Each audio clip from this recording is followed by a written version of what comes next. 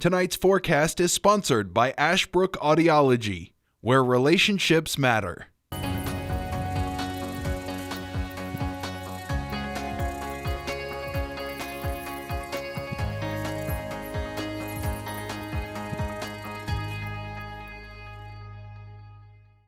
All right, folks, welcome back here. I'm back in the flesh itself as Dustin Staples greeting you back here once again. Hope you enjoyed with Luis doing the weather for the week while I was gone. A big shout out to him and Shania Dalton, our producer, for putting all the graphics together over the next last week or so. I tell you what, does he have a niche for weather or not? But anyway, Luis, good job to you. You did pretty well on your first go-round, and like you said, own his entirety of doing TV, his first time ever chance doing the weather. Maybe we'll get him out there to do some sports next time while one of the sports guys takes off right now. I'm just kidding. Again, thank you all for bearing with Luis there, and welcome me back here. Again, I was in Fort Myers, Florida, cleaning up after the Hurricane Ian. I've got some photos I'm going to showcase to you in just a second there, but bear with me. My voice is a little nasally. Ran into some high pollen while I was down there. Temperatures were in the 90s for majority of the week, and then again, as we were leaving, we ran back into that cold, snowy air, which was so nice to see finally. So far, our snowfall reports have came in of roughly about a half an inch to an inch and a half of snow for some of our hometowns. So, and that's actually the first measurable snowfall we've got this entire winter, and it does appear that there's not much snow expected this week, but again, we are going to be trending much colder or cooler than average as you make your way toward the next coming week. So, welcome back to cold weather for me, and again, I told you that things were going to change for us, as well as our lows are going to be dipping in the 50s for us, or right around 5 o'clock. We'll see clear to partly cloudy skies, lows dipping in the low 30s for our hometown. So once again, if you are going to be doing anything out and about tonight, just do know that the cooler air is going to be on hand for us, as we do see our overnight lows are going to fall in the 20s and 30s. So of course, multiple school districts were delayed this morning because of the weather. Not much of that should be happening tonight going into your Tuesday morning. A generally clear sky with much colder weather here. And tell you what, you think we have flipped the calendar back to February or January, to say the least, because this is more like a January pattern than it is a March time temperatures feel like, to say the least. So that is the forecast for tonight. Tuesday is going to feature windy. Again, no rainfall is expected, so again, forgive me for not fixing that. We're going to remain blustery and sunny at times. Highs coming in the 40s for everybody. Wind chills are going to feel more like the 20s and 30s.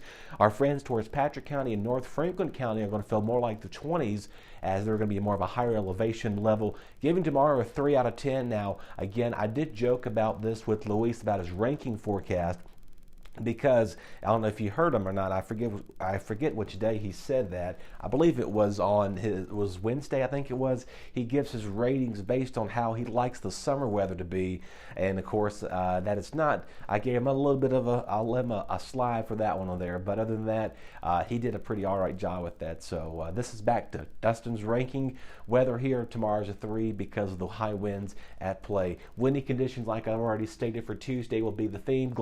Gusty winds, high up to gust up to 45 miles per hour is possible. So if you have trash day for tonight going into Tuesday and Wednesday morning, you may want to make sure you have that secure down. Also, any outdoor patio furniture. Plentiful sunny sky for our Friday. Double nickels at 55 degrees, near normal for a change, right? Lows in the 20s for us once again. As we get closer to the St. Patrick's Day holiday weekend, again, it's looking to be on the warm side of things. So models were hinting at last week that it was going to be a little bit wet, but it is most likely going to be a very cloudy day out there. So if you have plans, striking on your luck of the Irish out there. By the way, that was a very terrible impression. And the good news is that I will be able to wear some sort of green on Friday. So don't pinch the weatherman, because he, of course, I sometimes get a leeway with that, because you see the weather wall. Well, you can't see the weather wall, but the weather wall is green. out there. 62 there. Rain showers moving late Friday night, so if you have any plans later in the day, you may want to be careful with those. Saturday's going to feature a mix of clouds and sun. Some clouds early in the morning. We may see a stray sprinkler shower early in the day, but things will begin to gradually clear out as you get your weekend started for you. As we say, the final weekend of winter is at store. And also remember to get used to our time change now that our sunsets are past the 7:30 hour. Real quickly here before we go, I'm going to show you some quick pictures I was able to get a hold of.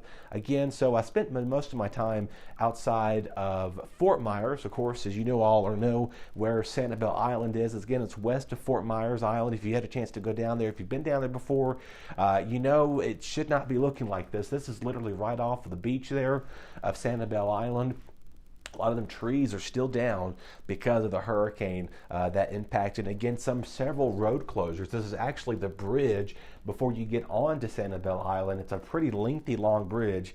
Not as long as the Chesapeake Bay Bridge, but it's about probably say about a 7, 8, 9 mile long bridge. You kind of see some of the road, half that road is still closed, but majority of it, the trees are still down. And what you don't see on the other side of this picture of the road, they actually were in the midst of reconstructing part of the bridge still because some of that bridge had sort of deteriorated and it was not in functioning at the time. So they're still rebuilding down there. It's been almost 6 months to the day almost that the Hurricane Ian impacted parts of Florida, and we were down there working with the crew of the individuals, and I'll show you a picture of our group that went.